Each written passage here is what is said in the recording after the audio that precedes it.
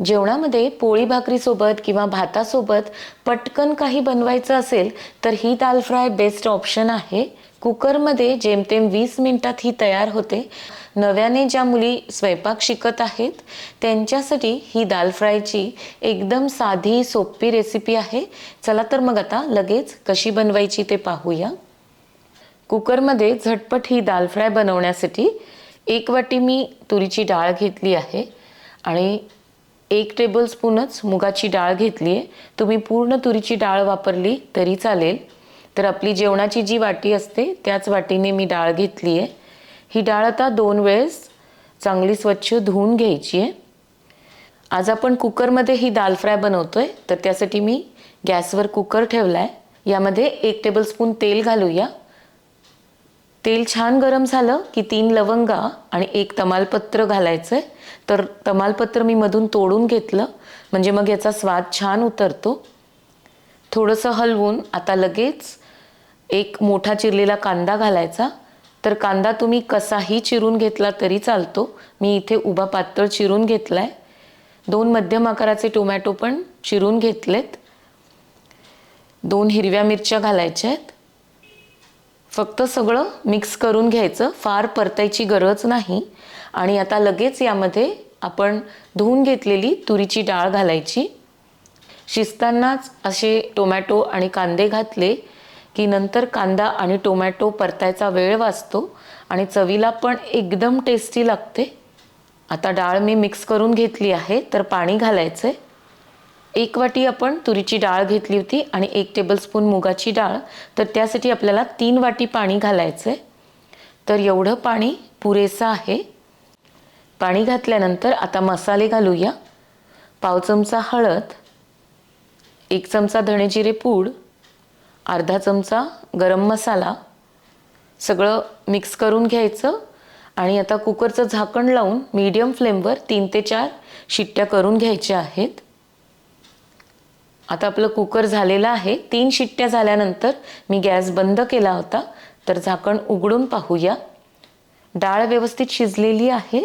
तर याला चमच्याने घोटून घेऊया. फार एकदम बारीक झाली नाही तरी चालतं. शिजताना ती होऊन जाते आणि थोडी डाळ तशीच राहिली की खायला आणखी ही दाल फ्राय चविष्ट लागते. यामध्ये आता पाणी घालूया. तर गरजेप्रमाणे पाणी घालायचं. तुम्हाला जशी पाहिजे घट्ट पातळ त्याप्रमाणे. आणि शक्यतो गरम पाणी घालायचं म्हणजे खायला एकदम दाल फ्राय टेस्टी लागते. आता रवीने मी सगळं एकसारखं करून घेतलंय. आणि हे जे तमालपत्र आहे ते आपल्याला काढून घ्यायचं आहे म्हणजे खाताना मध्ये येत नाही. 3 ते 4 मिनिट याला उकळून घेऊया. डाळ उकळतीये तोपर्यंत आता आपण लगेच बाजूच्या गॅसवर फोडणी तयार करून घेऊया. तर छोट्या कढईत मी 2 टेबलस्पून तूप घातलंय. तुम्ही तुपाच्या ऐवजी तेलाची सुद्धा फोडणी देऊ शकता. 1 चमचा मोहरी घालायची. मोहरीला छान तडतडू द्यायचं आणि नंतर लगेच आता 1 चमचा जिरे घालूया. आता लसूण घालायचा आहे. तर 10 ते 12 लसणाच्या पाकळ्या घेऊन मी त्याला बारीक कट करून घेतलं होतं. तुम्ही हवं तर लसूण कुकरमध्ये सुद्धा घालू शकता.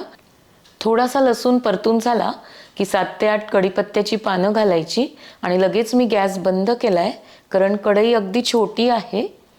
पटकन सगळे जिन्नस परतले जातात. पाव चमचा हिंग घालायचा आणि आता 2 लाल मिरच्या घालूया. ही तयार फोडणी आता या शिजवलेल्या डाळीवर घालायची. तर मी यामध्ये 1 टेबलस्पून काश्मीरी लाल तिखट घातलं आहे. हे चवीला कमी तिखट असतं पण रंग याने खूप सुरेख येतो. तुम्ही जर रेग्युलर तिखट घालणार असाल तर 1 छोटा चमचा घातलं तरी पुरेसं आहे. आता हा तडका या डाळीवर घालून सगळं मिक्स करून घ्यायचं.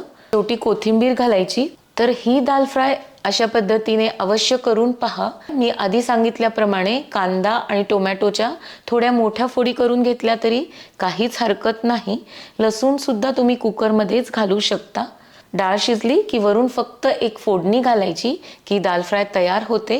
रेसिपी कशी वाटली कमेंटमध्ये जरूर कळवा. आवडली तर लाईक आणि शेअर करायला अजिबात विसरू नका. पुन्हा भेटूयात एका नवीन रेसिपी सोबत पुढच्या व्हिडिओमध्ये. तोपर्यंत मस्त खा आणि मस्त रहा.